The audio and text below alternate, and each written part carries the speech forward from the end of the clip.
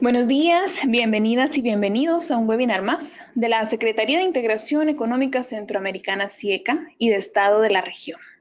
Soy Andrea García y en esta oportunidad tengo el gusto de presentar el webinar sobre insostenibilidad ambiental, riesgos y oportunidades para impulsar el desarrollo humano regional. En este webinar tendremos como presentador a Leonardo Merino Trejos. Él es coordinador de investigación, Informe Estado de la Nación en Costa Rica, politólogo, máster en estudios latinoamericanos y egresado de la maestría en manejo de recursos naturales. Brevemente les comento, la sesión se divide en dos partes. Voy a dejar en el uso de la palabra a Leonardo Merino y posteriormente resolveremos sus dudas y consultas por medio del chat. Así que tengo el gusto de dejar en el uso de la palabra a Leonardo. Un gusto, Leonardo.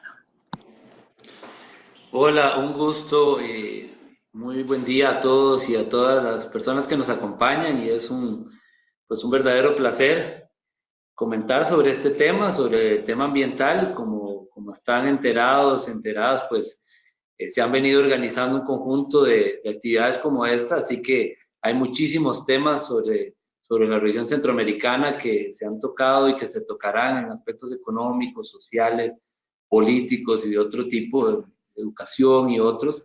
Así que pues lo que vamos a tocar ahora está específicamente centrado en analizar algunos datos sobre temas relacionados con la sostenibilidad ambiental, particularmente pensando un poquito en su significado y su peso en términos de desarrollo humano regional, eh, y eso es pues, lo que vamos a ver un poquito. Es importante hacer algunas consideraciones de entrada.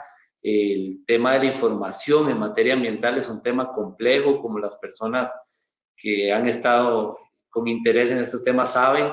Hacer balances de los países en materia de su sostenibilidad ambiental no es sencillo, y menos con una perspectiva regional en que podamos tener información similar que nos permita ver con esos ojos el comportamiento de la región en su conjunto.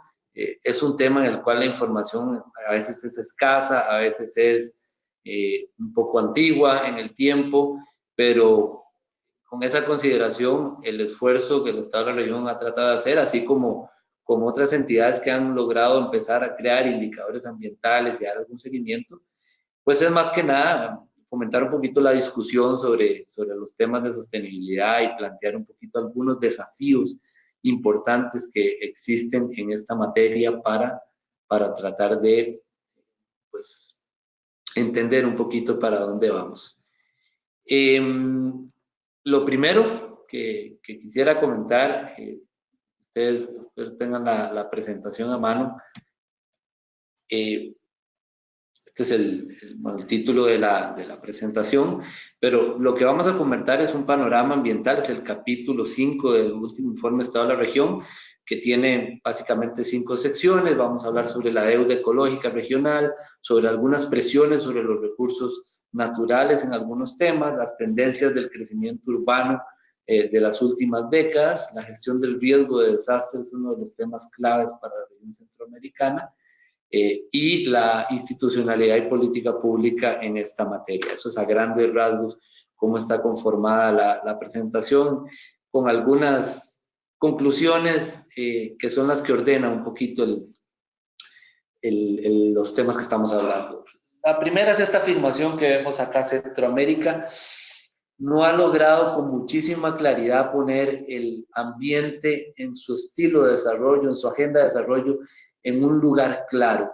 Sabe cuál es el papel que tienen los recursos naturales en su desarrollo, sabe la relevancia que estos tienen, ha participado en las discusiones mundiales sobre la necesidad de proteger y cambiar patrones en materia de uso de los recursos, de los impactos que tenemos, y sin embargo la agenda de desarrollo durante varias décadas, no me refiero a los últimos años en específico, no ha tenido con muchísima claridad cuál es el lugar que la sostenibilidad tiene en los criterios con los cuales toma decisiones.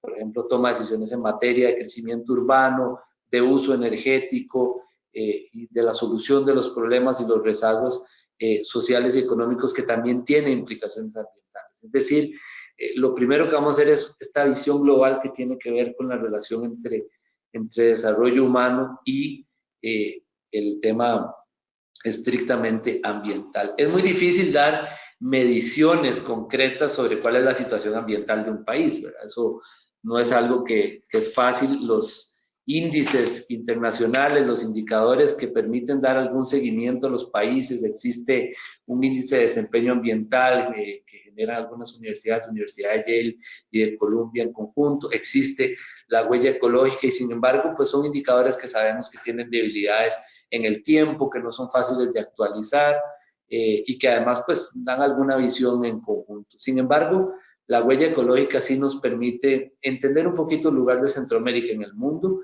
y algunos retos de Centroamérica. Si uno ve este primer gráfico, la huella ecológica lo que hace es comparar dos datos centrales. ¿Cuál es el uso de recursos naturales y cuál es la capacidad del territorio de satisfacer ese uso, ¿no? Eso es la huella ecológica, es decir, cuántos recursos usamos durante un año a partir del uso del territorio con 6 usos básicos. Estamos hablando de agrícola, de infraestructura, de absorción de carbono, por ejemplo, de pastoreo, etcétera, de bosques.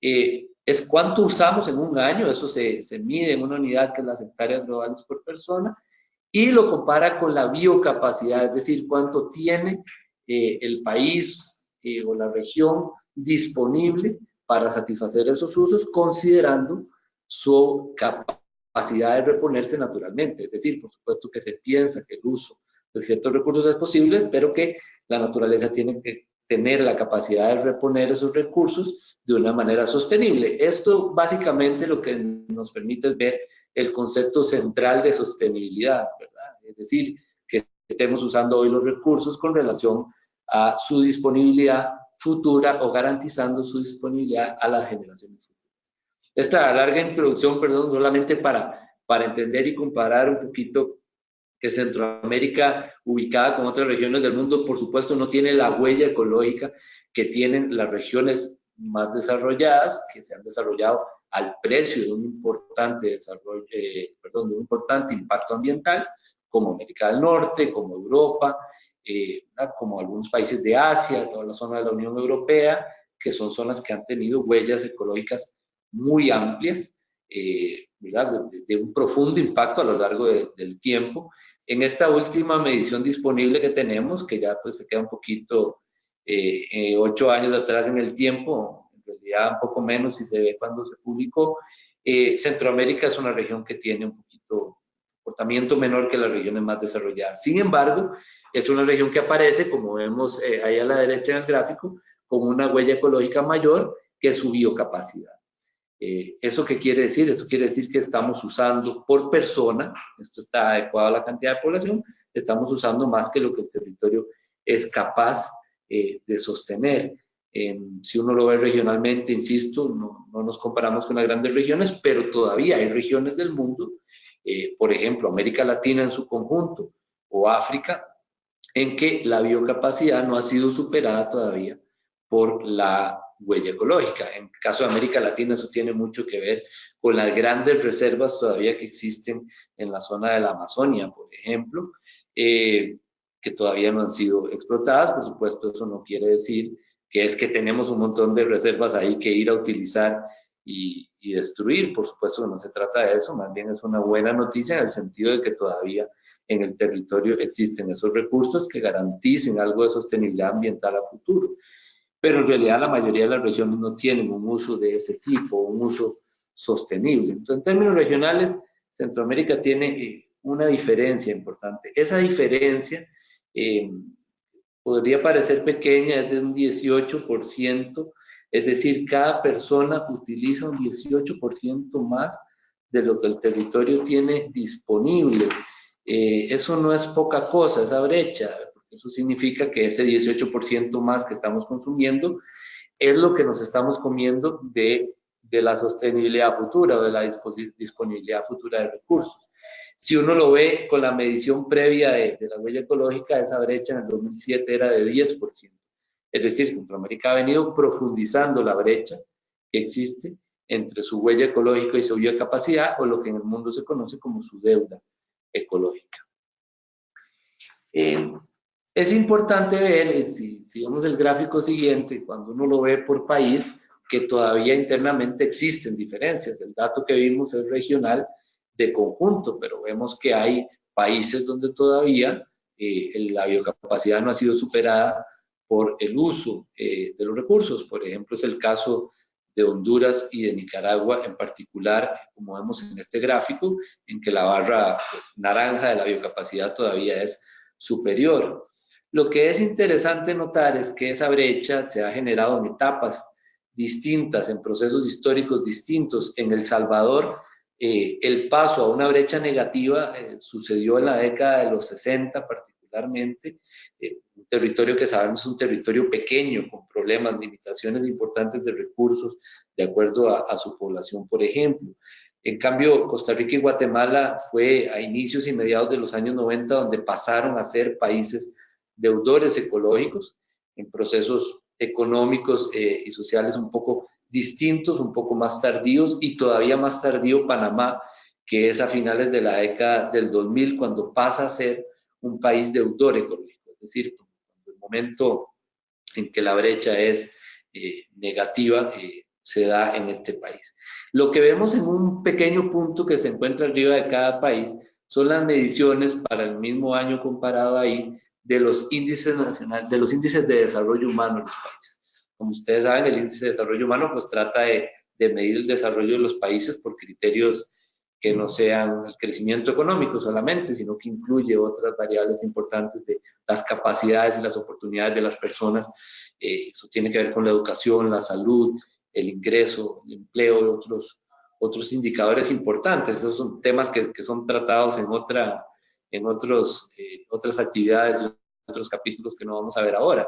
Pero aquí lo que queríamos poner en perspectiva es la relación directa que existe entre ese índice de desarrollo humano y el tamaño de la huella ecológica, el comportamiento de la huella ecológica. Queremos decir con esto que los países que han logrado tener un avance mayor en los índices de desarrollo humano, por ejemplo, en este caso Costa Rica, Panamá, El Salvador, son también los países que tienen las huellas ecológicas más fuertes, más grandes. Y esto lo que nos quiere decir es que no somos una región que haya resuelto, como no lo ha hecho ninguna en el mundo, valga decir, no es una particularidad de Centroamérica, no hemos resuelto poder darle a la población más niveles de desarrollo humano si no es con el costo importante en materia de sostenibilidad ambiental. Al igual que hizo Europa, al igual que hizo Estados Unidos o que está haciendo China quizá más recientemente, los países centroamericanos han pagado un precio importante, no han encontrado una fórmula que signifique más desarrollo humano sin una explotación de recursos insostenible. Y eso es importante entenderlo porque la fórmula, pues, para el futuro es entender cómo empezar a lograr mayores índices de desarrollo humano con criterios de sostenibilidad ambiental ya incorporados en la discusión y no tardíos, sino que sean, digamos, que tengan el precio altamente marcado de una huella ecológica. Aquí lo que queríamos con este gráfico es dejar claro que la agenda de desarrollo no ha incorporado de una manera tan clara la sostenibilidad y en que algunos países hacen un aprovechamiento importante de su riqueza natural, eso no significa que se ha podido hacer con criterios de sostenibilidad. Y bueno, este panorama general que tiene que ver con que somos pues, una región en deuda ecológica y que algunos de esos países tienen una brecha negativa y pagan el precio del desarrollo humano con más huella ecológica, tiene que ver en parte con la presión sobre los recursos naturales que ejercemos de maneras diferentes y particulares, pero que en conjunto en América Latina y en Centroamérica en particular, son bastante intensivos y bastante generadores de conflicto también, como sucede con el uso de la tierra, con el uso de la minería, con la deforestación de los bosques, que son temas de alta conflictividad prácticamente en todos los países de Centroamérica, o más bien en todos, pues, quizá en tiempos, en momentos distintos. Entonces vamos a ver algunos ejemplos nada más de estas presiones sobre los recursos. Lo primero tiene que ver con el agua. Nosotros somos una región privilegiada cuando uno habla de la disponibilidad de agua, la disponibilidad total, la oferta hídrica, pero particularmente con relación a nuestra población, lo que Naciones Unidas ha planteado como requerimiento de agua más o menos sostenible, viable en un país es de 1.700 metros cúbicos por habitante al año. Si vemos la columna de la derecha en este gráfico, en realidad Centroamérica supera de manera muy marcada este requerimiento, es decir, nuestra oferta en términos de disponibilidad del recurso, no estamos hablando del acceso de la población, sino la disponibilidad del recurso en sí mismo, pues somos una región realmente privilegiada, pero también paradójica. Tenemos una alta disponibilidad, pero una gran vulnerabilidad también, y particularmente rezagos importantes en darle a esa disponibilidad del recurso un uso extendido en materia de acceso de la población. Aquí, pues evidentemente el país que siempre ha tenido un poquito más de dificultad en esa materia, aunque también supera ese umbral recomendado, digamos, es El Salvador, que es el país que tiene menos disponibilidad con relación a su población, y sin embargo, en todo su conjunto somos una región que tiene una oferta hídrica importante y esa oferta pues le garantiza algunas cosas. Sin embargo, bueno, ¿cuáles son nuestras vulnerabilidades? Por supuesto, mantener el recurso hídrico siempre no contaminado, limpio, que pueda ser utilizado por las personas o que pueda ser igual en un escenario de cambio climático, sabiendo que somos una de las regiones del mundo más vulnerables a este tema, algo de lo que vamos a hablar pues ahorita. Más adelante, pues obviamente hace que nosotros tengamos en el agua un recurso vulnerable. Puede ser abundante, pero es vulnerable. Lo que vemos en este gráfico es cómo ha avanzado el acceso de la población. Aquí el criterio más comparable con datos de la FAO es agua mejorada. El acceso de la población en todos los países, afortunadamente, desde el periodo de finales de los 80 hasta años más recientes, 2013-2017, pues ha avanzado de manera muy significativa, superando en casi todos los países, excepción hecha de El Salvador, un 90% de acceso. Sin embargo, bueno, pensando en la población que tienen algunos países, esos porcentajes de falta de acceso todavía se trata de cantidades importantes de gente. En algunos países pueden ser 300.000, puede ser medio millón de personas que en algunos territorios tienen problemas de acceso al agua, es decir, no es que no existan, aunque haya mejorado significativamente, si uno ve las diferencias, sobre todo de acuerdo a los ingresos de las personas, a la situación socioeconómica, pues sí somos una región todavía donde hay problemas de acceso, dificultades de acceso al recurso y amenazas asociadas a estos temas que hemos dicho, como la variabilidad y el cambio climático, entre otros. Es decir, aquí hay grupos de población que todavía no tienen agua, no tienen acceso al agua en condiciones de salud y eso está íntimamente relacionado, como todos y todas sabemos, a problemas de salud, a indicadores de salud importantes, a desarrollo humano en términos generales en la población. En materia energética también Centroamérica tiene pues, que enfrentar una paradoja importante. Centroamérica tiene una alta dependencia energética de los fósiles y de la biomasa.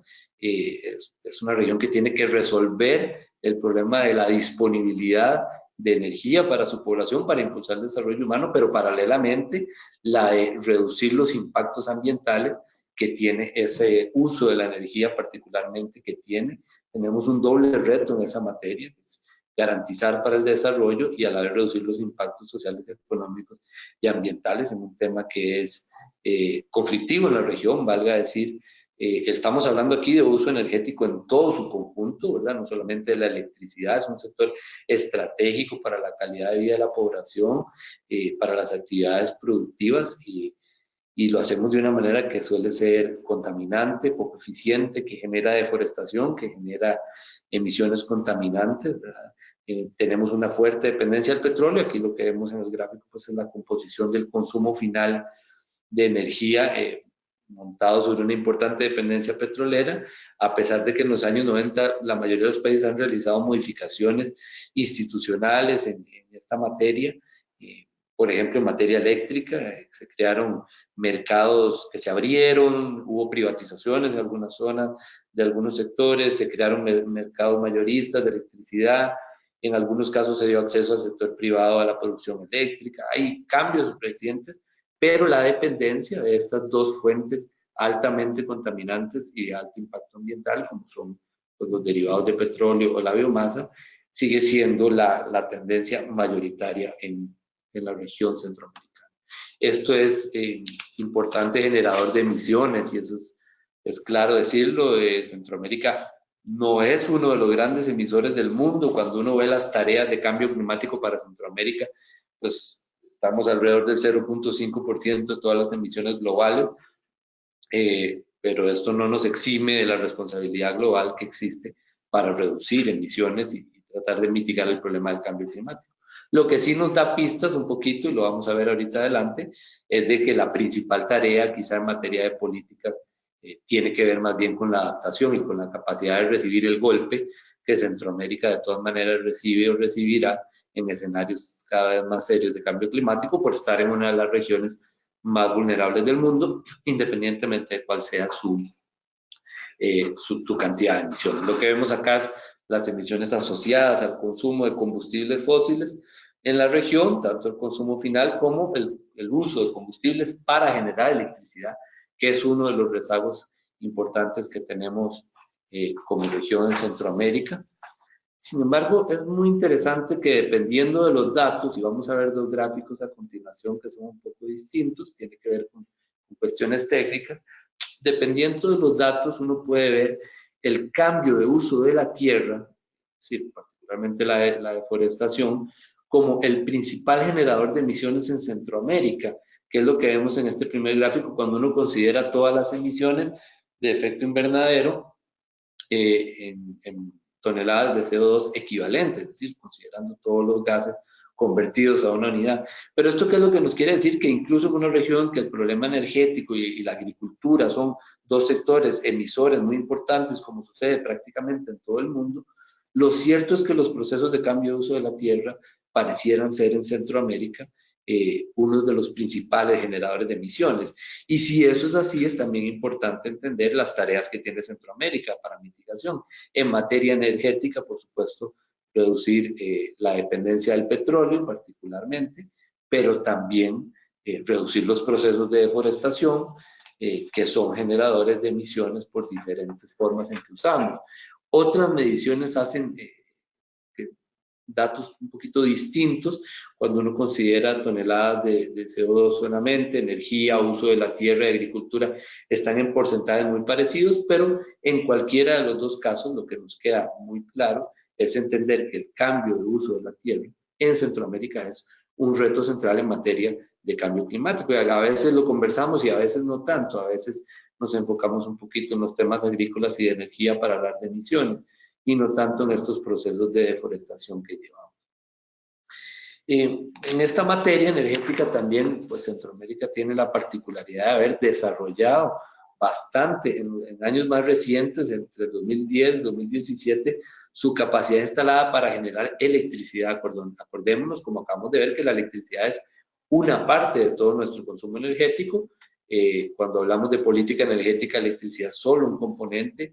El transporte es un componente mayoritario y en la agricultura y otros sectores, pero particularmente en la electricidad, Centroamérica tuvo un aumento sostenido en esa capacidad instalada para generar energía eléctrica. Valga decir que en la mayoría de países con porcentajes altos y mayoritarios de generación con fuentes renovables, o las que hoy llamamos fuentes renovables, aunque valga decir que este es un tema polémico y conflictivo en que muchos sectores de la sociedad han venido planteando que hay que entender que cualquier forma de generar electricidad tiene impactos ambientales, como pasa con el uso de agua, por ejemplo, de las hidroeléctricas, que es mayoritario en algunos países y en otros todavía 40, 50 y hasta 60% de la electricidad es generada quemando petróleo, lo cual también tiene, por supuesto, otra forma de impactos ambientales muy fuerte.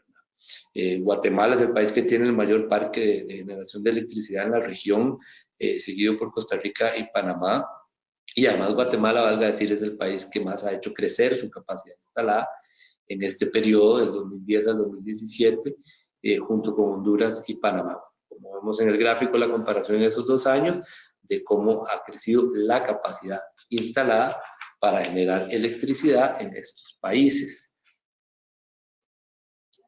El uso de esta electricidad, por supuesto, debe ser eficiente, y por eficiente, este indicador de eficiencia energética lo que hace es entender cuánta energía fue necesaria para producir una unidad monetaria o una unidad del PIB, del Producto Interno Bruto de los países, es decir, con cuánta menos energía podemos ir generando un poquito más de crecimiento, haciéndolo de una manera más eficiente. En este periodo que tenemos aquí, que es un periodo reciente, 2000-2014, Panamá fue el país que tuvo más capacidad para generar ingresos por cada unidad de energía. Y eso es importante, alrededor de $7 más que los demás países del Istmo, casi $8 más que América Latina, valga decir, por cada unidad de energía que se utilizó, lo cual además pues va acompañado que es uno de los países que tuvo más crecimiento en su economía en esa época también en Centroamérica, lo que refleja que ese incremento no ha sido a partir de aumentos desproporcionados en el uso de energía, que sería pues más o menos el escenario ideal. En contraste, quizá Guatemala y Honduras, por ejemplo, han mostrado un deterioro en esta eficiencia en el uso de la energía. El caso más extremo es Guatemala, en este caso, que ha tenido un deterioro importante en materia de este indicador, más bien hoy produce un poco menos con respecto al uso de energía. Aquí lo que estamos básicamente diciendo es que uno tiene que garantizar, por supuesto, la disponibilidad de energía para todos los usos que la sociedad tenga, pero además tiene que acompañar eso de un uso más eficiente y de un menor impacto ambiental. Y este indicador lo que nos permite ver un poquito es cómo los países han avanzado lentamente, en su mayoría, en tener una mayor eficiencia en ese uso. Entre otras presiones, y valga decir que el tema energético pareciera ser una de las principales presiones en lo que voy a decir, que es la evolución de la cobertura forestal, sobre todo por el uso de la leña o de la deforestación para algunas actividades productivas o para el crecimiento urbano en algunos casos. Lo cierto es que una de las presiones que Centroamérica tiene más claras es la disminución de cobertura forestal, que aquí vemos en este gráfico con datos que comparan del 2000 al 2015 el comportamiento, ahí el uso sostenible de recursos forestales ha estado muy comprometido por las presiones que tiene la población y la actividad productiva. Hay muchas causas de deforestación, el cambio de uso del suelo, el uso de la leña, hasta las debilidades institucionales también para proteger el recurso, ¿verdad? La falta de planificación territorial con la que se han dado los procesos de crecimiento urbano, por ejemplo, la tala, el comercio ilegal de madera, entre otros, ¿no? Centroamérica tuvo una caída importante de cobertura forestal, valga decir que Centroamérica pierde bosque a una tasa más acelerada que la tasa mundial y que la tasa de América Latina, aunque todavía tiene porcentajes altos en cobertura, si se comparan con otras zonas del mundo, lo cierto es que esa tasa se pierde de manera muy marcada. Fue particularmente notoria en Honduras, en que bajó de un 57 a un 42% en este periodo. Aquí vemos que la tendencia en los países es de una reducción importante. El caso ahí sobresaliente es el caso de Costa Rica, que es el único que ha tenido ha logrado revertir algunos de estos procesos. No significa que en Costa Rica no hay deforestación, porque existen zonas que sufren procesos de deforestación, pero sí que ha hecho cambios importantes en otras materias que han generado una recuperación de cobertura. El abandono de algunas grandes zonas agrícolas, por ejemplo, en la zona del Pacífico Central, que terminaron reconvirtiéndose a bosques secundarios, y algunas políticas públicas como el pago por servicios ambientales y otros.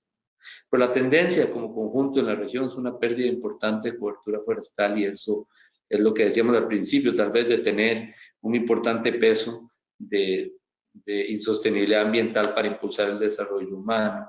Esto genera presiones sobre muchos aspectos, pero la biodiversidad es uno de ellos, ¿no? Y si uno ve el número de especies globalmente amenazadas que tienen representación en los países, Centroamérica al final de este gráfico que vemos, y cada uno de los países, pues en todos los casos, cada vez más la amenaza sobre la biodiversidad es importante, el número de especies que están amenazadas es importante, y Centroamérica teniendo pues cerca del 12% de la biodiversidad del mundo y teniendo alrededor del 2% solo de su territorio, pues una zona muy rica que podría sacar incluso mejor provecho de esa riqueza natural de otras formas que no fueran la presión sobre los ecosistemas que termine generando estas amenazas sobre la biodiversidad. Así que bueno, aquí hemos repasado algunos de los casos, me quedo sin desarrollar algunos ejemplos, tal vez los podemos conversar al final sobre la agricultura, por ejemplo, y otros aspectos, pero estos eran tres ejemplos de presiones que eran importantes mencionar. Y aquí agarrarnos de un estudio particular que no se había hecho previamente de comparación del crecimiento urbano en épocas muy grandes, en 4 décadas en Centroamérica, que se ha convertido en una de las principales presiones ambientales y por eso le damos aquí como presión un punto particular en medio de esta presentación. Centroamérica ha tenido en todos los países rápidos procesos de urbanización que han concentrado incluso millones de personas en las áreas metropolitanas de algunas ciudades capitales de los países, que son territorios que han desarrollado mayores huellas ecológicas, que han desarrollado vulnerabilidad en términos de acceso a aspectos sociales, económicos, pero también a recursos naturales, y también la vulnerabilidad de eventos naturales, que dicho sea de paso, en algunas zonas urbanas es particularmente notoria en la región, por los pequeños desastres que afectan a algunas poblaciones marginales de las zonas urbanas con una constancia muy recurrente, valga decir. Lo cierto es que en 40 años el área construida en las ciudades capitales se triplicó, visto todo en su conjunto. Fue un crecimiento que además de acelerado fue desordenado, no ha tenido grandes procesos de planificación bien pensados, aunque hay legislación y políticas públicas de planificación urbana en todos los países. Formalmente estos crecimientos han sido mayoritariamente llevados de la mano del mercado inmobiliario. Si uno puede ver en este mapa, el caso por ejemplo de Panamá, que es la ciudad con más rápida expansión territorial, aquí vemos por supuesto en rojo, amarillo y verde cómo van desarrollándose del 75, 95 al 2014, con imágenes satelitales estas zonas. Aquí vemos el crecimiento en El Salvador, San José de Costa Rica tuvo procesos muy parecidos, Guatemala también son procesos de crecimiento urbano importantes que han concentrado no solamente presiones sobre los recursos, presiones ambientales, presiones sobre el transporte que terminan derivando en emisiones importantes, sino también movimientos de población que han terminado derivando en otros problemas sociales y económicos que también son de peso a la hora de analizar el conjunto del desarrollo humano.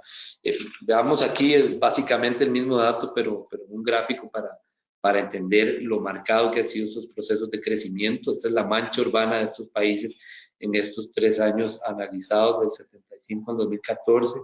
Vemos, por supuesto, en Costa Rica y Panamá y Guatemala, son los 3 países que han desarrollado las áreas más grandes y que tienen crecimientos muy marcados, un poco más pequeños en otras zonas como Honduras y Nicaragua, pero con una tendencia básicamente parecida, particularmente ya en la parte que entra después de los 90 hacia el siglo XXI, son procesos de crecimiento muy importantes, muy marcados.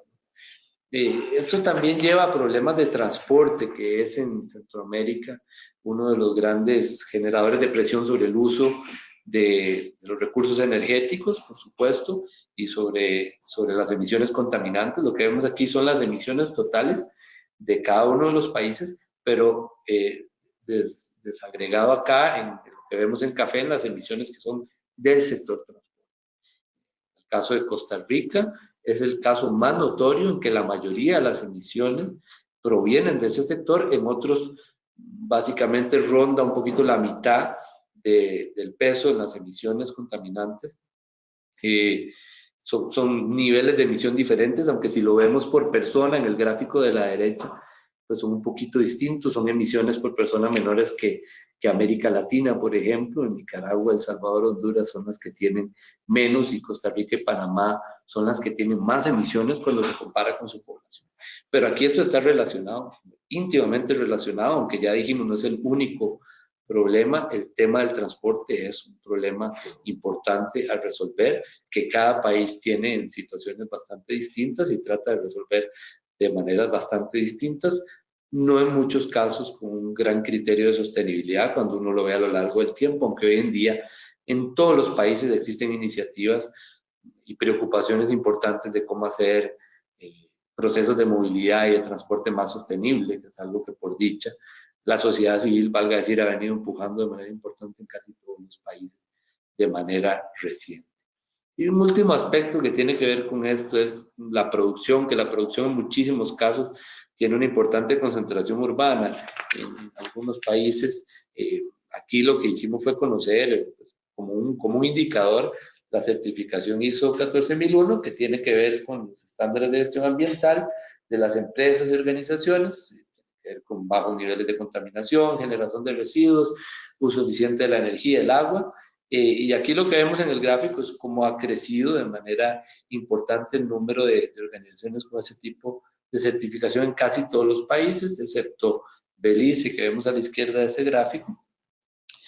Costa Rica es el que tiene el mayor número en la región para el año 2016. Sin embargo, uno ve que son insuficientes, son inferiores a otros países.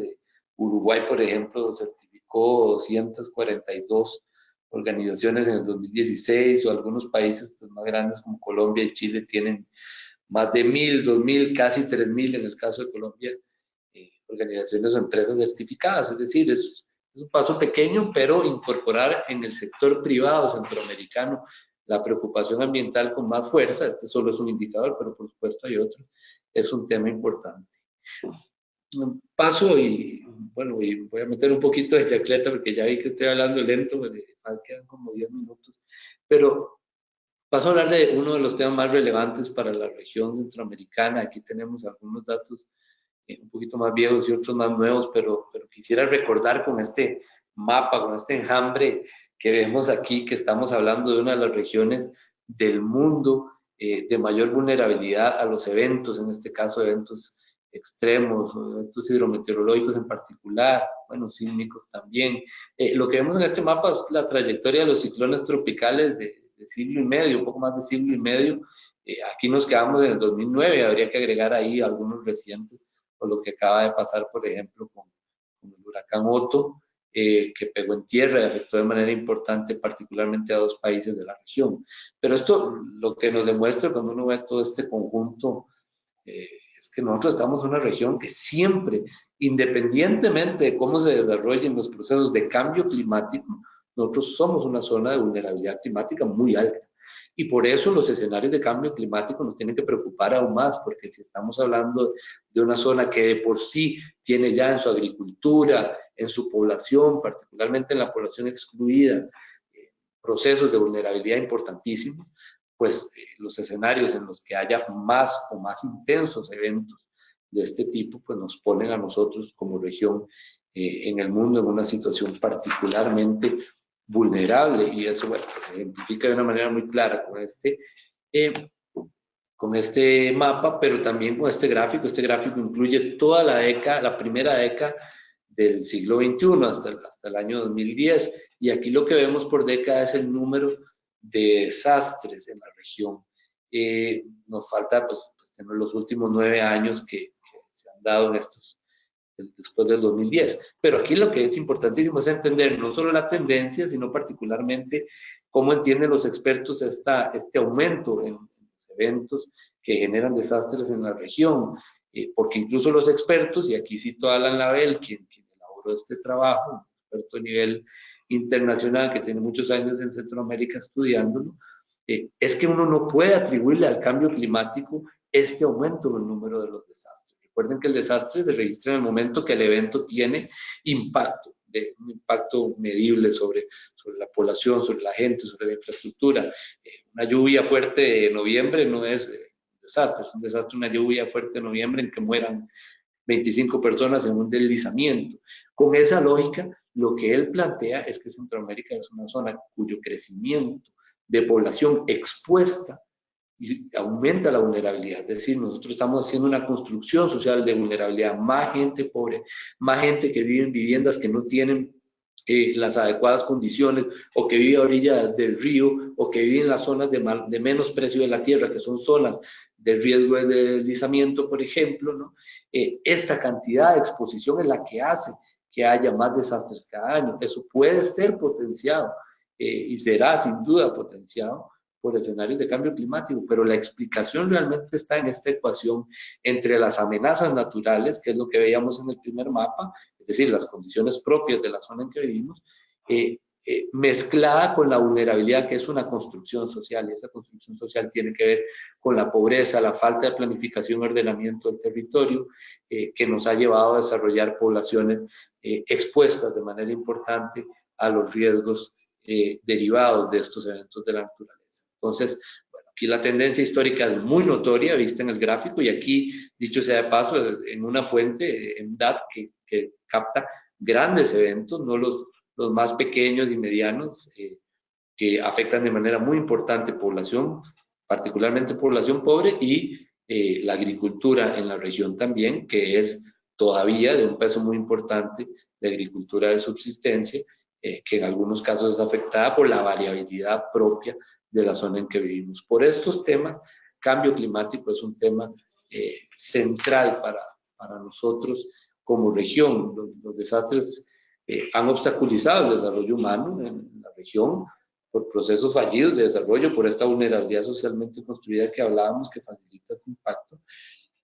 En este gráfico vemos en términos de vidas humanas uno de las derivaciones y por supuesto de las más duras del impacto de los desastres. Solo Belice y El Salvador han logrado disminuir la cantidad de eventos que se convierten en desastres o las pérdidas humanas, pero en la mayoría de los países, por supuesto, hay una tendencia a tener una cantidad de desastres mayor y además vidas humanas perdidas en eventos de este tipo. Eso, por supuesto, tiene que ver con la gravedad de los eventos, pero particularmente con la vulnerabilidad a la que está expuesta la población. Y otro tema, que es un tema de investigación que será relevante, no lo hemos hecho para Centroamérica en su conjunto, pero valdría mucho la pena analizar, es la atención a las emergencias también. Es decir, cuando ya tenemos una situación de emergencia de ese tipo, cómo están funcionando las institucionalidades y los mecanismos de emergencia que tienen los países. Indudablemente ahí la tarea centroamericana de fondo es pasar del discurso de hace varios años ya Centroamérica se discute el tema de la construcción social de riesgo, no es nada nuevo, sin embargo pasar a la práctica para reducir de manera efectiva los riesgos es algo que todavía estamos débiles en hacer. Y para ir cerrando, insisto, con estos pues, algunos ejemplos de los temas que hemos estado viendo, quisiera mencionar temas de la institucionalidad ambiental. Decíamos al principio que Centroamérica no ha logrado poner con mucha claridad el ambiente en su agenda de desarrollo, y eso pasa también cuando uno ve la institucionalidad pública dedicada al tema ambiental. Es una institucionalidad pequeña. Nosotros tenemos una base de datos de instituciones públicas en el proyecto de Estado de la región que contabiliza 186 entidades que brindan servicios o manejan territorios o recursos relacionados con el ambiente. Es cerca de un 18% de los entes públicos existentes en el Istmo. A alguien puede parecerle mucho o poco, pero estamos hablando del manejo de la base material del desarrollo. Es decir, no estamos hablando de un subtema, estamos hablando, por ejemplo, del manejo del cambio climático, que no es un subtema ambiental, es un tema que tiene que ver con toda la agenda de desarrollo, con todo lo que hacemos en el territorio. Por tanto, bueno, uno podría pensar que es una institucionalidad relativamente débil, es relativamente nueva, es mayoritariamente posterior bueno, de los años 90, posterior a los años 90, donde se crean pues, un grupo más grande de instituciones en esta materia, empieza a calar un poquito más, se hacen algunas políticas públicas, alguna normativa y algunas instituciones. Costa Rica es la que ha creado la institucionalidad más grande, aunque eso es en términos absolutos, cierto, en términos relativos a su institucionalidad es probable que la situación sea parecida a los otros países porque pues Costa Rica también tiene la institucionalidad más grande en general, ha creado un estado con muchas, más de 300, cerca de 330 instituciones públicas, lo cual es bastante más grande. Es decir, que no quiere decir que en materia ambiental tiene la institucionalidad más grande, sino que la tiene en general y eso se expresa también en el tema ambiental, aunque con relación a su institucionalidad es una situación más o menos parecida, ¿no? Cerca de la mitad, insisto, han sido creadas entre los años 90 y 2010. Son algunos relacionados con el tema de gestión ambiental y sí tienen en su mayoría la característica de que sus jerarquías son nombradas por presidentes o ministros, es decir, son órganos eh, dependientes de gobiernos de turno con una alta rotación en sus jefaturas. Hay poca institucionalidad que sea permanente, firme y que no tenga ese elemento de dependencia. Cuando analizamos políticas públicas también y legislación en esta materia, lo cierto es que en los últimos años, y aquí veíamos del 2000 al 2014 en particular, un análisis de instrumentos que está publicado en el Estado de la Región. Y bueno, lo cierto es que hay algunos temas, como los aquí mencionados, que han venido generando muchos instrumentos, políticas nacionales, estrategias nacionales, planes nacionales y legislaciones en materia nacional, regional y municipal, en esferas no públicas de sociedad civil, de academia, del sector empresarial. Hay cerca de una aproximación del 2014, ya un poco vieja, de 1.131 disposiciones aprobadas en esos 15 años, particularmente en Honduras, Costa Rica y Panamá, donde se hace la mayor parte, centrados en su mayoría en lo que podríamos llamar la agenda verde, biodiversidad, recursos forestales y áreas silvestres protegidas, que son las que acaparan 264 de esas instituciones, y 245 son asuntos institucionales, es decir, la creación de instituciones de gestión que tienen que ver con esto. Un poco menos existe normativa, particularmente con mucha eficiencia en sus alcances, digamos, en materia de los impactos ambientales cotidianos de la actividad productiva o del ordenamiento del territorio, del uso del recurso hídrico, otras cosas, ¿no? En eso, por supuesto, la región tiene algunas deudas importantes.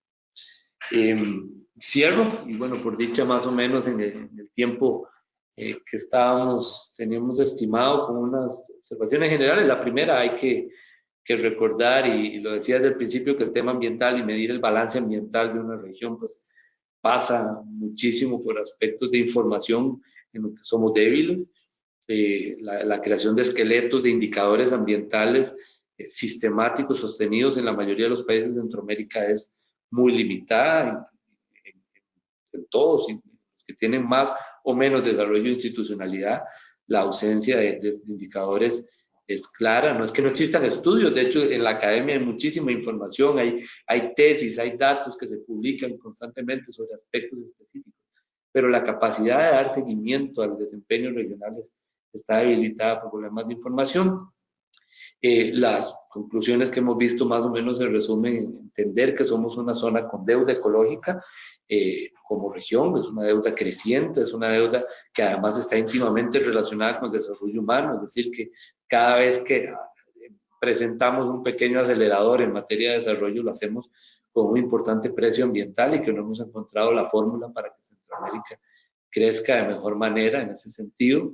Los recursos naturales en nuestra región son abundantes, pero también muy vulnerables, tanto a las presiones humanas como a los elementos de riesgo ahora mencionados, pero los ecosistemas y la biodiversidad son particularmente presionados por actividad productiva, por crecimiento urbano, por uso de los recursos forestales no muy sostenible, y también por esta tercera característica de las últimas décadas, que son crecimientos metropolitanos muy acelerados y no planificados, que han generado escenarios de multiamenazas para el riesgo, para el acceso a los recursos y diferentes dificultades que eso tiene, aparte de los impactos ambientales en materia de emisiones, de transporte, de contaminación de las aguas y otros.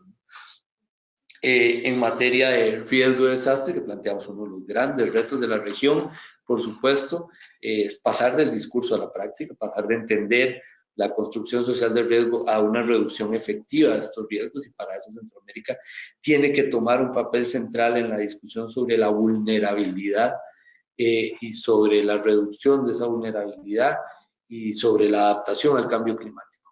Eso no quiere decir en lo absoluto que haya que abandonar la agenda de mitigación en materia de cambio climático, es una responsabilidad global, pero realmente Centroamérica tiene como reto central, y eso se ha dicho desde el informe Estado de la Región del 2010, ya hace bastante, tomar la adaptación como una de sus tareas, porque es una tarea lenta que implica pensar en ordenamiento del territorio, resolver problemas de rezago en vivienda, resolver problemas de pobreza y exclusión, que por supuesto no son un subtema de ninguna agenda, sino que son meter el cambio climático y el riesgo en la agenda de desarrollo, que es lo que los expertos en esa materia han venido insistiendo, no tomarlo como un tema, no crear una entidad, sino entender que es una consideración en toda la agenda de desarrollo de los países.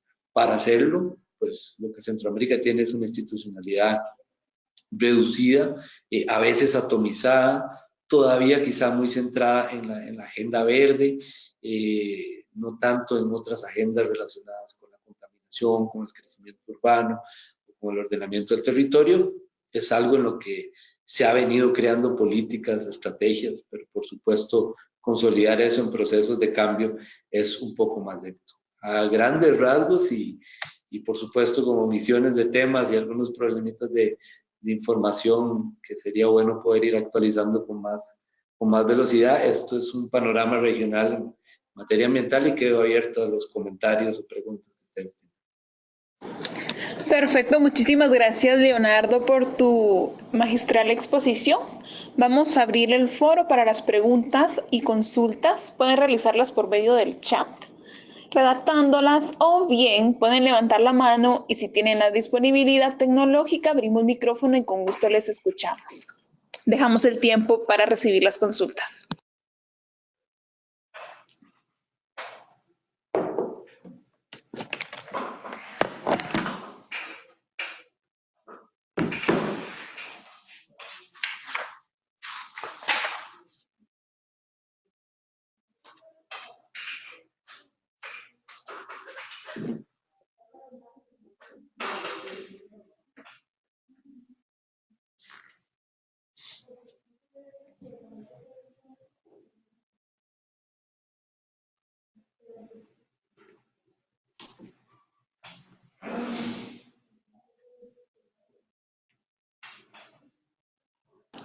Bueno, por acá tenemos una pregunta de Osman Gutiérrez. La academia, ¿qué proyectos últimamente ha incluido en el desarrollo de la agenda para la región de Guatemala? Proyectos, perdón, no sé si entendí la pregunta, pero se refiere a la academia.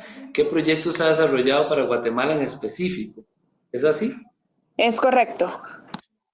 Bueno, no es algo que nosotros hayamos registrado, debo confesar con mucha sinceridad. Nosotros hemos utilizado investigaciones de todo Centroamérica cada vez que se hace el informe Estado de la Región, pero no tenemos, como para decirle, consolidado, sistematizado un conjunto de actividades académicas que tengan que ver con cada país, con procesos. Nosotros hemos conocido la investigación que nosotros hemos podido trabajar, pero no tenemos sistematizado de alguna manera como los proyectos específicos de cada país. Ahora, tal vez sí es interesante que nosotros lo que sí señalamos en el último informe regional es que esta carencia de indicadores, de un esqueleto de indicadores para el seguimiento de los problemas ambientales en la región en todo su conjunto, tenía mucho potencial de resolverse en una buena comunicación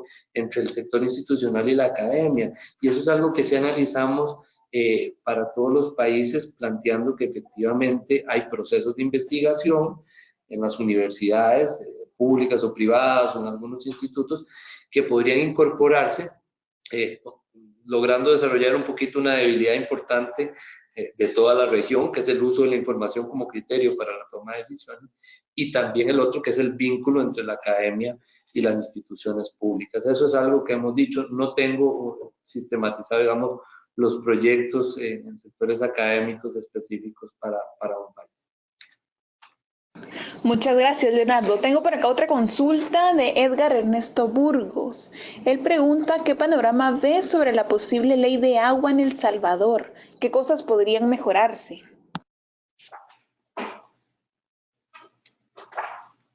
Perdón, creo que no escuché la pregunta. Ok, la vuelvo a repetir. ¿Qué panorama ve sobre la posible ley de agua en El Salvador? ¿Qué cosas podrían mejorarse? Ok. Bueno, dicho sea de paso, es una discusión también centroamericana. Varios países han estado con algunos procesos aprobando o no aprobando. Yo no conozco la legislación particular de El Salvador, así que no podría comentarle en particular sobre todo si son proyectos que están en discusión.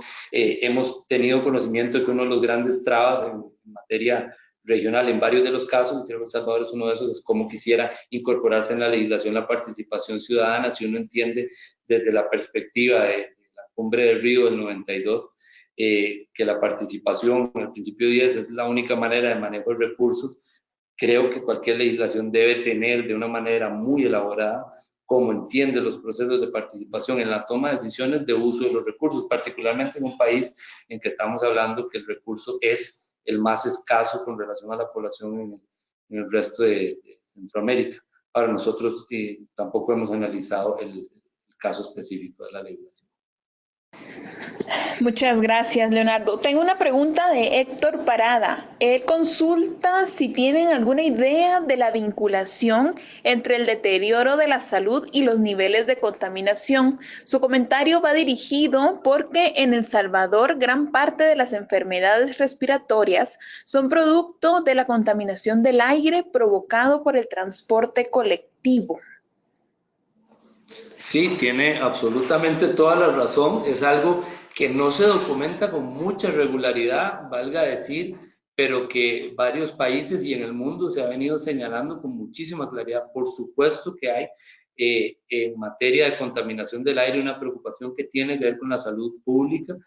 Se ha registrado siempre que la presencia, por ejemplo, de las partículas PM10 o de partículas PM2.5, partículas que tienen la capacidad de ingresar al sistema respiratorio de las personas, van a tener impactos importantes y que hay una relación entre las ciudades más contaminadas con la presencia de estas enfermedades. En Costa Rica conocimos una evaluación que hizo un proyecto de Naciones Unidas hace ya varios años, ya como 8 años, en que planteaba no solamente la relación con los problemas respiratorios en particular, sino también el costo que tiene para los sistemas de salud la atención a estos problemas derivados de eso. Eso pasa además, y tiene razón en lo que señala en términos del sistema de transporte público, pasa también porque el diésel, que es una de las grandes apuestas en materia de solución del transporte público por el uso de, por ejemplo, en las unidades de autobuses, sobre todo en las más viejas, en unidades que no son muy nuevas en la mayoría de los casos, tienen promedios importantes de a veces de 15, 18 años. El diésel suele ser además un combustible que ha tenido estímulos de política pública en los países para poder utilizarlo, porque era pues lo que alimentaba los carros de trabajo, de transporte de productos agrícolas o de transporte de personas, por ejemplo, pero es uno de los que tiene impactos ambientales de mayor sensibilidad, ¿no? Y menos conocidos. Perdón, impactos en la salud, me refiero. Bueno, ambientales en general de contaminación del aire, pero en la salud también. Entonces, sí, por supuesto, hay una relación importantísima. No es una cosa de la que yo conozca indicadores sistemáticos que han medido, que midan ese impacto. Sería muy interesante más bien que si está en un escenario, en una organización, algo donde pueda estimular investigaciones como esas, lo haga. En Costa Rica tengo conocimiento de que se está haciendo con la base de datos de la empresa que hace la revisión técnica vehicular para medir cuáles son posibles impactos en la salud, por ejemplo. No sé si existen proyectos parecidos en camino en El Salvador, pero efectivamente es uno de los grandes temas y por eso el paso a sistemas de transporte público eficientes, limpios, sostenibles, masivos, y no la solución del vehículo particular, que suele ser una tentación importante en la región, que es algo que va a generar impacto no solo en menos emisiones, sino también en la salud de las personas. Entonces, pues sí, hay una relación directa, No conozco estudios recientes específicos de El Salvador, pero sí hemos analizado estudios internacionales sobre la relación y sabemos que en Costa Rica está en proceso un análisis de ese tipo. No sé si existe en El Salvador. Muchísimas gracias. Tengo otra pregunta por acá de Darío Aramburo. Su consulta es sobre la disponibilidad de datos ambientales que se tienen en territorios específicos dentro de los países. Sí, es muy limitada. Lo digo porque si algo sí hemos tratado de hacer con todos los países cuando se inicia un proceso de investigación como esto es ampliar un poquito la frontera de información. Hay algunas institucionalidades que en términos de registros públicos, registros administrativos, pueden dar algunos datos, pero el nivel territorial es una de las grandes debilidades en materia ambiental y eso lo hemos sentido con muchísima claridad. Afortunadamente, la debilidad no se presenta para todos los temas. Si uno quiere hacer ciertos análisis educativos, de salud, sociales, el dato con perspectiva territorial es un poquito más amplio. En términos ambientales, no tanto.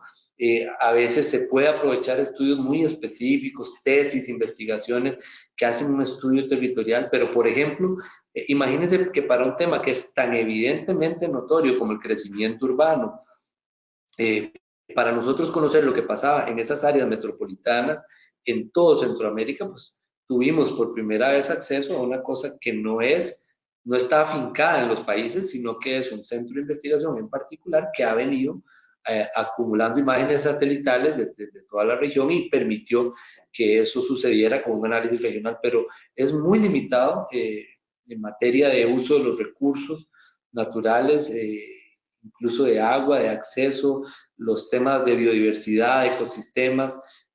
Bueno, hay estudios particulares que nos han permitido ver presiones antropogénicas sobre las áreas silvestres protegidas. Por ejemplo, la UICN ha hecho estudios que tuvieron un nivel detallado a nivel territorial. Pero en realidad la información, cuando yo digo información sistemática, o sea, un esqueleto de indicadores que permita dar seguimiento para entender las diferencias entre zonas costeras, zonas de montaña, las zonas urbanas, en términos de temas ambientales, la información es muy escasa, eso lo hemos podido conocer y nos ha dificultado un poquito a veces tener niveles de detalle más importantes en esta materia. Incluso a veces los datos a nivel de país han costado para algunos temas, pero a nivel regional la limitación es todavía más grande. Y esto es muy relevante porque, por ejemplo, si uno analiza cambio climático y le interesa los temas de riesgo, ahí entender diferencias territoriales sobre la vulnerabilidad al recurso hídrico, por ejemplo, el cambio climático, o zonas de riesgo, estas cosas que puedan ser importantes, pues la información no es muy disponible, ni de buena calidad, ni muy sistemática. Muchísimas gracias, Leonardo. Tengo por acá una pregunta de Melania Santos. Ella consulta sobre cómo valora el proceso de integración centroamericana de cara a los desafíos ambientales expuestos. ¿Existen mecanismos efectivos de coordinación y en agendas complementarias? ¿Existe un liderazgo regional que apoye el desarrollo de política pública en los gobiernos? Dada una problemática regional, ¿existe un mecanismo regional de asistencia? Sí, bueno, es una pregunta muy interesante y además interesante para las personas que están aquí acompañándonos en esto. Mira, desde la perspectiva de las iniciativas en materia ambiental, esta región ha tomado un papel muy activo. Iniciativas me refiero a que se han creado las condiciones, planes, estrategias regionales que permiten entender de manera conjunta algunos retos, particularmente puedo referirme a temas forestales, a temas de áreas protegidas, particularmente los temas de riesgo, por ejemplo, en que se han hecho capacitaciones a funcionarios públicos, se han elaborado propuestas de diseños de políticas, hay planes regionales en materia de reducción de riesgo. Es decir, sí es correcto entender que se ha hecho un esfuerzo para integrar la discusión del tema, identificar desafíos en común, no se ha hecho siempre digamos, bloques comunes para las discusiones internacionales, por ejemplo. Eso pues, ha sido notorio quizá en la discusión que existió ahora con el tema del Acuerdo de París, pero sí hay, digamos, políticas regionales y esfuerzos regionales para entender el tema ambiental, incluso para crear algunas fuentes de información regional. Quizá el principal problema, por ejemplo, cuando uno lo ve con el avance de la estrategia regional en materia de cambio climático, por ejemplo, quizá el principal problema ha tenido que ver con la capacidad de los países de implementación de políticas públicas derivadas de acuerdos de visión regional. Y quizá ahí sería más crítico sobre los problemas internos que sobre los esfuerzos de integración, porque este es un tema en el cual tenemos retos comunes que podríamos trabajar. Por ejemplo, tenemos cuencas comunes gigantescas, una gran cantidad de nuestro territorio son cuencas comunes que podríamos trabajar, pero siempre con un grado de autonomía muy importante en el desarrollo de políticas concretas para llevar estas estrategias, estos planes a un punto de concreción, que es donde está la debilidad. Y eso, por la forma en que ha tenido la institucionalidad de nuestra integración, pues no es algo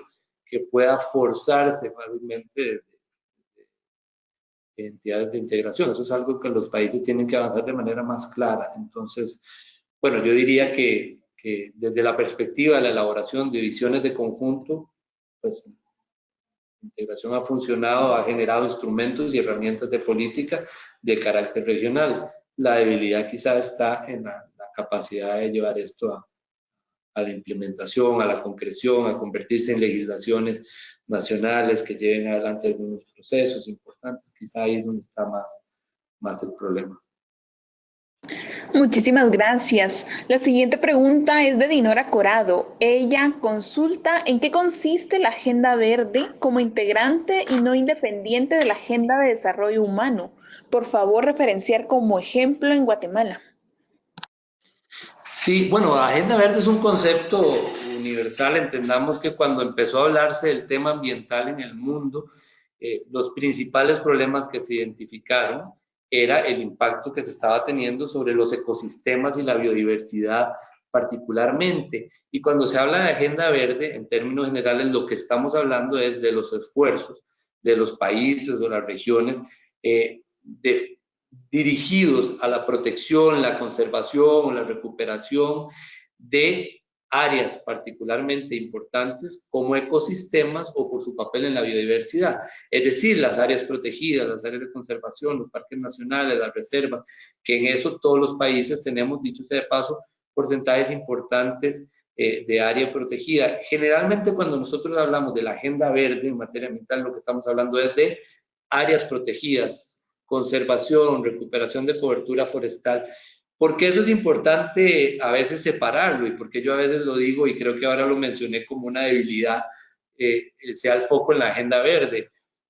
Es porque después quizá en los años 90 en particular empezamos a entender con mucha gravedad y nos explotó en la cara que las preocupaciones ambientales no solo tenían que ver con lo que pasa en un parque nacional, ¿verdad? En un área protegida en particular, sino que tenía que ver con lo que sucedía en todo el territorio de los países y tenía que ver con otras agendas. Y ahí es donde se incorporan las que llaman la agenda gris, la agenda azul, la agenda café, que son las agendas ambientales que tienen que ver con el crecimiento urbano y los impactos ambientales del crecimiento urbano, tienen que ver con el agua, que no solo está, por supuesto, en áreas protegidas, sino que pues, atraviesa todas las zonas urbanas, todas las zonas agrícolas, se contamina, ¿verdad? Etcétera. O la agenda relacionada con el uso del territorio agrícola, de la contaminación por agroquímicos, o de la degradación de suelos por ciertos cultivos, etcétera. Entonces, bueno, agenda verde, cuando hablamos, por ejemplo, del caso de Guatemala, Guatemala tiene poco menos del 30% de su territorio en áreas terrestres protegidas. No es poca cosa, de hecho es un porcentaje, es uno de los 3 porcentajes más altos de la región, y cuando en Guatemala uno habla de políticas de agenda verde, básicamente está refiriendo a qué hace con esas áreas protegidas. Es importantísimo para el desarrollo humano, por supuesto, porque es la base material de la calidad ambiental, es la conservación de ecosistemas y biodiversidad, la protección de fuentes de agua que alimentan las demás agendas. Lo que quise decir cuando lo expuse ahora es que eso tiene necesariamente que complementarse con las otras agendas, que son las que tienen también un impulso muy grande, positivo o negativo en el desarrollo humano. Es decir, la agenda del crecimiento urbano y cómo se contaminen cuerpos de agua, se utilicen suelos o aumenta el riesgo de desastre a algunas poblaciones, por supuesto que va a ser un obstáculo para el buen desarrollo de las personas. Por supuesto que problemas de salud derivados de una contaminación del aire muy grande va a afectar el desarrollo humano de un país, o la falta de disponibilidad de buenos suelos para la alimentación, por ejemplo, o la seguridad alimentaria, o bueno, la contaminación de los ríos y de los cuerpos de agua y eventualmente del océano también, donde tenemos menos áreas protegidas. Nosotros, por ejemplo, ese porcentaje que decía Guatemala es el área protegida terrestre, pero en materia marina casi todos los países centroamericanos tienen muy poquita área, y esa es otra agenda. Entonces, bueno, no sé si respondo a la pregunta, pero a eso nos referimos. La agenda verde es la agenda de conservación. Por ejemplo, si le hablo de mi país, esa es como el orgullo de Costa Rica, ¿no? Una agenda verde importante, una cantidad de área protegida en modalidades muy restrictivas, hemos recuperado cobertura forestal, pero si uno analiza las agendas relacionadas con el uso de agua, el uso de la energía, la contaminación de cuerpos de agua, del aire, el crecimiento urbano, por supuesto que los retos ambientales son muy grandes, más difíciles de manejar y además terminan afectando también las áreas protegidas. No sé si aclaro un poquito la duda, pero es eso. Muchísimas gracias. Tengo acá una consulta de Edgar Ernesto Burgos. ¿Qué modelo de gestión ambiental nos serviría de guía a algún país o ciudad de Europa o del mundo? Bueno, es muy curioso porque en esto las fórmulas son muy complicadas. La mayoría de los países que hoy tienen niveles importantes de reducción de su huella ecológica son países que sustentaron su desarrollo humano en muchas décadas de explotación indiscriminada de los recursos naturales, incluso de los recursos de otras partes del mundo, ¿verdad? Como quienes explotaron de manera muy importante recursos de África, de América Latina, desarrollaron niveles de desarrollo y hoy están tratando de plantear niveles de gestión ambiental más altos, exigencias ambientales más altas, o incluso se lo exigen a países que están en desarrollo cuidados muy similares. Entonces, cuando uno habla de las fórmulas, es bien complicado entender la fórmula como hoy en día, cómo es que se puede hacer o cuál es la mejor manera de hacer. Por ejemplo, países que ya no tienen grandes recursos naturales y que todo su mundo del trabajo está alrededor de los servicios, por ejemplo, y que no tienen grandes reservas, pero utilizan de una manera muy eficiente lo que tienen o importan, como pasa en algunos de esos países europeos que hoy aparecen en niveles muy altos de buen desempeño ambiental, puede ser Noruega, Finlandia y otros, por supuesto han sustentado el desarrollo también en procesos que no han sido exactamente como ese. Nosotros tendríamos que pensar en esquemas relacionados con nosotros mismos. Somos países en desarrollo, con grandes rezagos importantes en desarrollo humano, que el desarrollo humano tiene que ser prioritario, pero que si no consideramos criterios de sostenibilidad ambiental, eso puede ser una trampa para que minemos las bases mismas del desarrollo nuestro. Y no hay fórmulas. Vean que si uno ve solo por los números, una fórmula que resultó muy curiosa comparar en esta medición de la huella ecológica que vimos hoy, que era publicada en el 2013, era, por ejemplo, Cuba. Cuba era el único país que aparecía con una deuda ecológica, con una brecha ecológica positiva, es decir, todavía no aparecía su biocapacidad superada por la huella ecológica y que estaba en el grupo de países de alto desarrollo humano, según la medición del índice de desarrollo humano. Bueno, no sé si eso significa que ahí tenemos un modelo en algo, porque aquí pues habrá gente que en su sistema político, social, no le guste Cuba, y habrá gente que pueda pensar que el desarrollo que ha logrado en materia educativa, salud, puede ser muy positivo, pero no tenemos claro cuál es el esquema de gestión ambiental. Yo lo digo para poner un ejemplo, que no hay una fórmula que uno pueda seguir con facilidad. Ahora, ¿qué es lo que yo pienso relevante que nosotros deberíamos considerar? Yo creo que hay que crear nuestros propios modelos.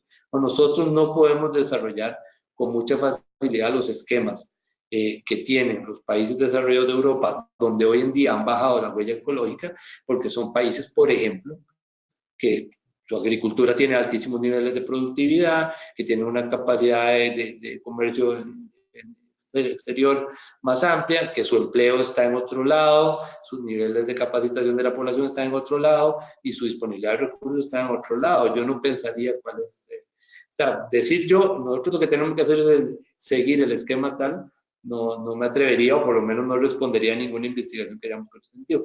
Lo que sí tenemos que hacer, creo yo, ahí sí como región, es que uno puede pensar en una serie de principios claros de gestión ambiental hacia los cuales aspirar, que algunos países hacen mejor, otros hacen peor, pero hacia los cuales aspirar, y que en cada uno de esos avancemos. Por ejemplo, el ordenamiento del territorio, que es algo que algunos países europeos hacen extraordinariamente, es algo que hacen algunos países asiáticos ya están diseñando cómo van a ser las ciudades dentro de 50 años, porque ya saben cómo se va a mover la población. Por ejemplo, bueno, por poner ahí nosotros podemos tomar ejemplos de buenas prácticas de ordenamiento del territorio y entender el efecto que han tenido las malas prácticas de no tener ordenamiento del territorio y hacer crecer la actividad productiva sin esos criterios. Entonces hoy estamos peleando por la tierra, estamos peleando por el impacto ambiental de ciertas actividades, estamos haciendo un crecimiento urbano que no necesariamente resuelve problemas que el tema urbano podría resolver. Si queremos tener a la gente más concentrada, de alguna manera, digo, esa planificación es algo que podemos ganar. Hay países que han aprovechado mejor que otros su riqueza natural como un criterio, por ejemplo, de atracción de divisas. Eso es algo que podemos ver en el mundo y tomar ejemplos, pero son ejemplos aislados para cada caso. Yo no pensaría que hay un ejemplo de gestión ambiental. Lo que sí tenemos que dejar es de pensar que el tema ambiental es un subtema, es que nos salvamos con tener un ministerio, una dirección, que es el que se encarga de eso, si no entendemos que los impactos ambientales son de todo lo que hacemos en todo el territorio. Entonces, es incorporar criterios de sostenibilidad ambiental en todo lo que hacemos, puede empezar a transformar los esquemas con los que vamos. Yo sé que no le respondí esa pregunta, pero es que realmente no me atrevería, no tengo sustento, por lo menos con el sombrero del Estado, no sé decir cuál es el modelo, pero sí hay en temas específicos modelos a seguir importantes. En transporte público, por ejemplo, ahí sí que hay que agarrarnos de lo que han hecho algunas naciones europeas de manera muy clara, incluso algunas ciudades de América Latina que están trabajando de manera muy importante en materia de un transporte público y una movilidad de menos impacto ambiental, más eficiente, menos tiempos de viaje, menos contaminación. Hay algunas ciudades en Brasil, en Colombia, que se han hecho famosas por eso. Y hay esfuerzos interesantes. Entiendo que Guatemala está poniendo este tipo de bus rápido de pasajeros, moviendo cierta cantidad de gente, empezando a cambiar un poquito esa lógica en que implica una inequidad en el uso de la carretera, ¿verdad? Que es que tenía que competir 40 personas en un bus con 40 carros que tienen a 40 personas también. Bueno, eso también lo podemos empezar a cambiar viendo buenos ejemplos específicos. Insisto, sé que no contesté cuál es el modelo, pero no, ni creo que lo haya, ni tengo claridad de cuál sería. Muy bien, por acá tengo otra pregunta de José Rodrigo Llarena. ¿Existe algún tipo de mercado interno de país para cobrar al que contamina y compensar a quien limpia? Esto pensando en incentivar la conservación de bosques o áreas ricas en biodiversidad.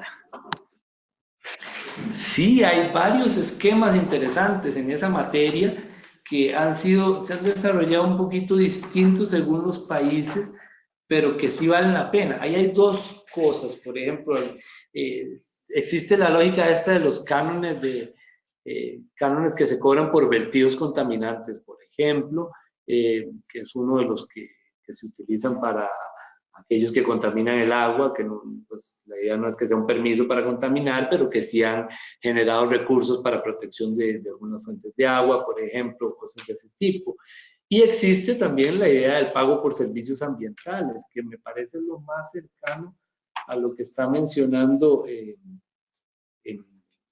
perdón, la persona que pregunta, ¿verdad? El canon por vertidos es como una especie de castigo, pero que permite tener recursos para hacer algunas iniciativas. Pero, por ejemplo, el pago por servicios ambientales permite la idea de que uno pague a propietarios de bosques para, esa es una de las modalidades, ¿verdad? Hay varias, pero por ejemplo, la más, digamos, la más centrada en protección es para que uno pague a propietarios de bosque para que no cambie el uso del suelo, con un conjunto de recursos públicos, ¿no? Que pueden venir de apoyo privado y público. Como el caso más viejo es el caso de Costa Rica, que empezó en el año 97. Pero entiendo que no solamente en Costa Rica existe ese sistema, pero sí, por supuesto que hay mecanismos de incentivos, de castigos y particularmente políticas que han tratado de promover la conservación, la recuperación forestal con apoyo de pagos como este tipo. El pago por servicios ambientales puede también, se ha hecho para protección de bosque, que es, bueno, por lo menos es el que uno menos, es el menos polémico, porque se trata de que la gente no toque el bosque, no se vea tentada a cambiar el uso del suelo para otra actividad.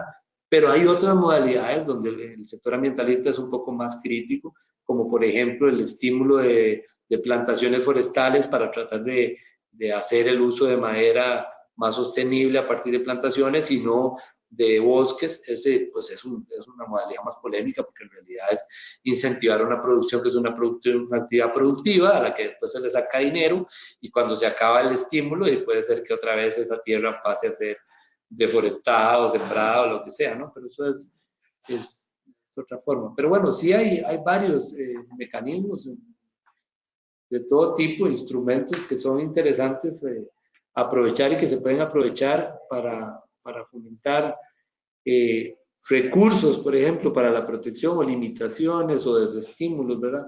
Algunos desestímulos son muy, muy débiles, ¿verdad? Yo puedo poner el ejemplo de Costa Rica que tiene una ley de aguas que todavía no se termina de actualizar, tiene vigente una del año 42 y algunas sanciones por contaminación de agua que son, bueno, algunos centavos, ¿verdad? Que ya hoy no significa nada para nadie.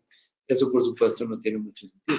Pero sí hay otras herramientas. Y pago por servicios ambientales, debo de decirlo, en Costa Rica ha sido una de las explicaciones de la recuperación de cobertura forestal que se ha tenido desde los años 90, que es una cosa bastante inédita, no solo en la región, sino a nivel internacional, es recuperar cobertura. Y esta herramienta que que es parecido, si no me equivoco, o si la entendí bien la pregunta, pues ha sido una de las principales explicaciones o de las políticas que ha generado ese logro en materia de protección y conservación. Muchísimas gracias, Leonardo. Tengo por acá una pregunta de Luis Eduardo Monterroso. De acuerdo a la experiencia en Costa Rica, entendiendo que es uno de los países de la región que más ha registrado esfuerzos en términos ambientales, ¿qué políticas públicas o qué leyes han sido las de más beneficio para impulsar una agenda ambiental integral? Bueno, eso es una pregunta interesante porque, digamos, si vamos atrás, una de las cosas que puede haber generado, voy a empezar como por agendas, quizá en la agenda verde o en la agenda de conservación, una de las diferencias que se estableció con los otros países es que cuando se crearon áreas protegidas se pensó de manera muy restrictiva. Eso en ese momento nadie lo vio muy mal porque todavía sobraba territorio, digamos, que explotar. Hoy en día hay presiones contra eso, que es que del 26% del territorio que es protegido en la parte continental, un 12% son zonas de mucha restricción. Si uno ve las categorías que hace la UICN sobre áreas protegidas, ellos tienen varias modalidades con las que miden. En realidad, en la mayoría de países de Centroamérica hay una gran cantidad, un porcentaje alto, mayoritariamente, creo que se ronda más del 44% en todos los países, de las áreas protegidas, que son áreas legalmente establecidas, pero que son áreas que tienen esquemas de uso de los recursos naturales establecidos, lo cual no es malo. Existe en todos los países, en Costa Rica también, pero lo que me refiero es a que no son tan restrictivos. Hoy en día, esa zona restrictiva de Costa Rica le genera réditos económicos muy grandes. Por ejemplo, el turismo internacional que viene a visitar parques nacionales que han tenido, por suerte, 5 décadas de protección absoluta. Eso es una cosa que puede haber sido diferente un poquito, o que ha sido diferente un poquito y que ha tenido impacto. Luego, en realidad, algunas legislaciones restrictivas generaron impactos muy positivos. Costa Rica prohibió en el año 96 en una ley forestal el cambio de uso del suelo de un bosque. Eso no quiere decir que no hay deforestación y tala ilegal y sería imposible decir que eso ha sido así. Pero esa prohibición combinada con las políticas, por ejemplo, de pago por servicios ambientales, de estímulo a la recuperación, a la conservación, hicieron que incluso el mercado mismo fuera apostando por la importancia de conservar y eso haya generado que de lo que habíamos deforestado en los años 60, 70, 80, el país recuperara de alguna manera. Esos son dos cosas que pueden ser interesantes. Ahora, le estoy diciendo porque me lo pregunta, algunas cosas que han sido importantes en materia de políticas más restrictivas en términos del cuidado y también de estímulo a la conservación. Sin embargo, también podría decirle profundas debilidades en las cuales no hemos tenido las políticas y la legislación que nos permita mejores procesos o que evite impactos ambientales y particularmente no acompañamos eso que estoy diciendo de políticas de ordenamiento territorial, por ejemplo, en las partes urbanas sólidas, ¿verdad? Instrumentos robustos de ordenamiento territorial y eso hizo que creciéramos en nuestras ciudades con un gran impacto ambiental, ¿verdad? Digo, hemos tenido áreas de debilidad en materia política, pero ya hemos tenido quizá las virtudes de haber entendido un poquito la conservación de una manera restrictiva, pero además de haber tratado de crear mecanismos que estimularan al mercado a mejorar su papel en esa protección y que en algunos casos, pues en el tema forestal en particular, pues funcionaron, perdón. Lo otro que tal vez ha sido un efecto paralelo es que Costa Rica ha tenido la posibilidad de estimular un turismo relacionado con la naturaleza muy grande y pues yo no tengo un análisis particularmente específico para darle una explicación a eso, pero es cierto que si uno ve la riqueza natural de Centroamérica, pues son riquezas muy parecidas. Incluso algunos países centroamericanos tienen atracciones turísticas que Costa Rica no tiene ni en sueños, por ejemplo, construcción colonial, ciudades ¿verdad? Que conservaban muy bonito y Costa Rica no tiene, es un país más tardío que no conservó gran parte de su arquitectura colonial y sin embargo esa atracción de turismo ha respondido a políticas muy fuertes de estímulo para atraer que ese recurso que es pues, la parte intocable, digamos, de la naturaleza, genere réditos económicos, tanto que, bueno, por ponerles un ejemplo, según la última medición que yo conozco, en Costa Rica el tamaño del dinero que se recibe por las áreas protegidas, actividades relacionadas con el turismo en las áreas protegidas, es igual al tamaño de la factura petrolera de Costa Rica. Es decir, es un montón de plata. Y eso no se ha desarrollado o no se ha podido desarrollar con la misma intensidad en otros países, quizá por razones de otro tipo. Bueno, son los ejemplos que se me ocurre mencionar. Muchísimas gracias. Por acá tengo la pregunta de Dinora Corado. Vuelve a consultar, en el caso de Guatemala, para fomentar la agenda de desarrollo vinculado a la agenda verde, ¿qué normativas se pueden promover? Bueno, ahí por supuesto le voy a responder sin un proceso participativo que defina esas políticas, que creo que sería el paso uno, ¿verdad?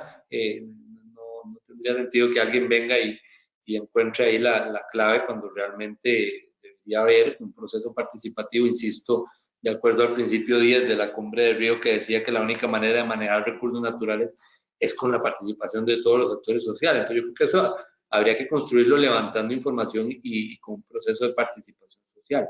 A grandes rasgos, visto desde afuera, hay varias cosas importantes que resolver y una de ellas quizá es que los procesos de presión sobre el patrimonio natural, en el caso de Guatemala, por ejemplo, tienen que ver con procesos de desarrollo humano que favorecen un uso insostenible de algunos recursos. El ejemplo de la leña quizá es uno de los más importantes. Cuando hay gran dependencia de la leña, también hay una presión importante sobre los recursos. Lo que pasa es que para resolver eso, pues hay que crear, por supuesto, un acceso a otras fuentes y además a fuentes limpias. No se puede sustituir por otras que no lo sean. Entonces, bueno, si eso se va a sustituir por electricidad generada con petróleo, probablemente no hay una solución. Entonces, probablemente lo primero que yo sugeriría es uno tiene que identificar algunas presiones que generan deforestación o presión sobre el patrimonio natural que podrían transformarse con procesos de avance en desarrollo humano que pudieran generar menos impacto ambiental. Número dos, quizá el tema de estamos hablando solo de agenda verde, ¿verdad? Que fue la pregunta que me hace. El tema de la conservación es un tema que uno tiene que revisar ahora, y eso no solo en Guatemala, sino en todos lados. Nosotros hemos identificado, bueno, nosotros gracias a estudios de la UICN, valga decir, presiones antropogénicas generadas por el ser humano en todos los límites de las áreas protegidas y en general en Centroamérica. Una de las cosas que uno tiene que consolidar, y eso lo puede hacer con normativa y con más capacidades institucionales, es cómo proteger lo que tiene protegido. Suena redundante, pero es un poco más complejo de lo que suena. Uno puede haber creado un parque nacional, una reserva forestal, pero uno tiene presiones sobre ese territorio que a veces desconoce, a veces no tiene muy marcadas, y en ese territorio pasan algunas presiones. Entonces, porque también uno tiene que, en materia de esta agenda, consolidar la protección de áreas de una manera muy firme, y eso implica capacidades, implica guardaparques, implica recursos, implica usar drones, nueva tecnología para poder controlar, por ejemplo, la caza ilegal o la tala ilegal, o otro tipo de cosas que generan presiones en los límites y adentro de las áreas protegidas. Entonces, consolidar áreas protegidas probablemente sea una tarea relevante para eso. Y lo otro es que efectivamente lo que yo creo que sí se puede documentar que haya sucedido es que las políticas que se enfocan en la recuperación de cobertura verde funcionan, ¿no? Y para eso, por supuesto, yo insisto mucho en esto, no es tan fácil como suena, no es que uno puede solo prohibir el uso del suelo o empezar a estimular la recuperación, sino que para eso también los niveles de desarrollo humano en las regiones donde se pretende impulsar eso son importantísimos. Y en eso, pues por supuesto, los estados tienen que poner mucho los ojos en la generación de oportunidades que permitan que las personas también tengan la protección de esos recursos dentro de sus prioridades, ¿no? Porque eso no siempre sucede, y eso, insisto, en ninguno de los países. Incluso a veces hay presiones y comentarios de gente que vive en zonas protegidas que lo que dice es que aquí está todo esto tan protegido que es un problema para el desarrollo, porque no podemos hacer nada, ¿verdad? Y son poblaciones abandonadas o muy rezagadas en algunos aspectos sociales. Entonces, ahí tiene que venir acompañado lo ambiental, lo social y lo económico siempre, para que la protección dé beneficio a las poblaciones, de empleo, oportunidades de desarrollar, no sé, proyectos de turismo ecológico, haya alternativas, oportunidades que favorezcan de alguna manera el desarrollo de la conservación a la par del desarrollo humano. Creo, por lo que me parece leer de la situación de Guatemala, es que hay presiones muy importantes, incluso a niveles de conflicto muy importante, de conflicto violento importante, por ejemplo, alrededor del tema de la minería, de la presión por el uso de la tierra para la minería, para la agricultura, y eso son cosas que se resuelven políticamente, y que la agenda verde es una de las consideraciones que tienen que ver. Por ejemplo, conflictos por minería hemos tenido todos los países de Centroamérica, y no siempre se van a resolver de la misma forma, pero ahí hay una apuesta importante que analizar, levantar información, saber dónde vale la pena reforzar la conservación. Me imagino que sería la tarea principal. Muchísimas gracias. Y para ir finalizando, tengo la última pregunta de Luis Eduardo Monterroso. ¿Qué opinión merece el mercado de carbono o cuáles son las proyecciones a futuro de este mecanismo, entendiendo lo poco mediático que ha sido o el bajo aprovechamiento dentro de la región? Sí, este es todo un tema, tiene sus polémicas, ¿verdad? Como me parece que es parte de lo que explica que no se ha desarrollado también. Aquí hay una cosa filosófica y hay una cosa práctica, ¿verdad? La cosa filosófica es quizá más polémica porque es, de pronto, si uno entiende el contexto mundial de los procesos de cambio climático, el papel que han tenido algunas regiones desarrolladas en ese problema y la vulnerabilidad que tiene Centroamérica, pues los países más ricos empezaron tratando de resolver el el problema, digamos, resolver un poco las culpas, generando un poquito la lógica de generar un mercado en el cual yo pague para que, por ejemplo, en Centroamérica se deje de emitir, se recupere, se reduzca carbono o se compensen emisiones que hay en otros lados. Esa es una cosa que tiene sus detractores como filosofía, ¿verdad? Que lo que significa es que algunas regiones no van a parar sus procesos de desarrollo económico sustentado en un gran uso del petróleo, en emisiones contaminantes, pero pueden crear un mercado para ver cómo se compensa eso. Filosóficamente tiene sus detractores. Ahora, en términos prácticos, nosotros somos una región donde los recursos que permitan mejoras son buenos, son positivos, es una cosa que ha entrado como tímidamente. Yo puedo poner el ejemplo de Costa Rica. En Costa Rica ha pegado más la lógica del pago por servicios ambientales que la lógica de mercados de carbono, y además, bueno, resolver aquí algunos problemas de reducción de emisiones o de recuperación forestal que permita compensar emisiones, etcétera, no son cosas fáciles, son procesos lentos que requieren políticas importantes. Entonces, bueno, ¿qué perspectivas tiene? Yo no sé si eso va a ser lo que marque la transformación de la lógica con la cual van los procesos productivos, generen emisiones, pero puede ser un estímulo, y puede ser un estímulo cuando uno piensa que hay algunos sectores que responden lentamente más a estímulos de mercado. Por ejemplo, bueno, en la empresa privada está sucediendo que al fin uno puede identificar esfuerzos más importantes de sostenibilidad ambiental que derivan de que ahora realmente sea más barato o se pueda conseguir recursos o ahorrar recursos o producir más eficientemente de formas que tienen menos impacto ambiental. Entonces, bueno, todo lo que tenga que ver con eso, pues va a generar algunos beneficios en la lógica con la cual cambia un poquito entenderse eso. Ahora, lo que sí, y ahí no miento, no hemos analizado, por lo menos en el estado de la región, hemos analizado hecho un estudio sobre el mercado de carbono, a ver cuáles son sus perspectivas. No lo tengo. Lo que sí hemos encontrado un poquito es la resistencia a algún sector ambientalista más fuerte y la oportunidad pensado en que de pronto hay ahí algunas formas de que regiones como estas, que por sí tienen dificultades para encontrar apoyos y recursos que estimulen mejores prácticas, bueno, pues ahí que puede tener ahí una oportunidad interesante. Insisto, no tenemos un estudio sobre eso, solo pues comento lo que creo que hemos podido ver. Muy bien, muchísimas gracias. Hemos llegado al tiempo límite de nuestro seminario en línea. Me queda agradecerle a todos, a todas por sus consultas, sus comentarios, sus agradecimientos, saludos y felicitaciones.